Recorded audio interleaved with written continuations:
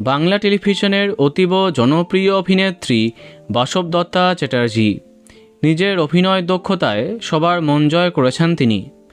যে কোনো গল্পে সুরুচিসম্পন্না সুপার পজিটিভ চরিত্রে এক প্রকার টাইপকাস্ট বলা যায় তাকে। তবে তার মতো অনেক কম অভিনেত্রী আছেন যারা সেই জায়গাতে নিজেদের আনতে পেরেছেন।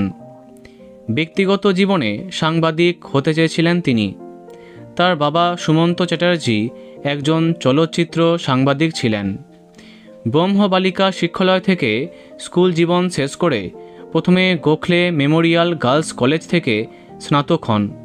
তারপর 2013-তে রবীন্দ্রভারতী বিশ্ববিদ্যালয় থেকে বাংলায় MA করেছেন।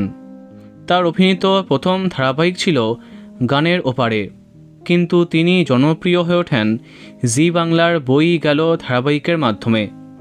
এখনও তাকে কৃষ্ণা বলে অনেকে ডাকে। এছাড়াও আরও অনেক ধারাবাহিকে তাকে প্রধান চরিত্রে দেখেছে দর্শক, যেমন মন নিয়ে কাছাকাছি, নেতাজি, সাম্প্রতিককালের কার কাছে কই মনে কথা প্রভৃতি। এছাড়াও অনেক ছবিতে কাজ করেছেন বাসব দত্তা, যেমন রক্ত রহস্য, ত্রিভুজ, অভিযান, মিছিল, আকাশ অংশত মেখলা প্রভৃতি।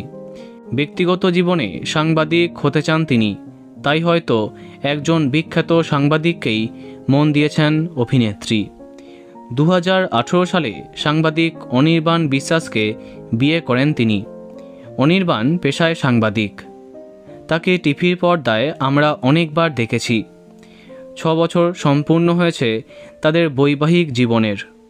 2022-এ তাদের কোল আলো করে আসে তাদের কন্যা সন্তান। বর্তমানে 2.5 বছর বয়স তাদের মেয়ে আদিয়ার। পর্দার বাইরে স্বামী সন্তানকে নিয়ে সুখের পরিবার তার। আমাদের তরফে ওনাকে অনেক শুভেচ্ছা। তো বন্ধুরা, অভিনেত্রীকে আপনার কেমন লাগে কমেন্টে জানাতে পারেন। আর বাংলা বিনোদনের এই রকমই আরও অনেক তথ্য পেতে এই চ্যানেলটি সাবস্ক্রাইব করতে পারেন। ধন্যবাদ।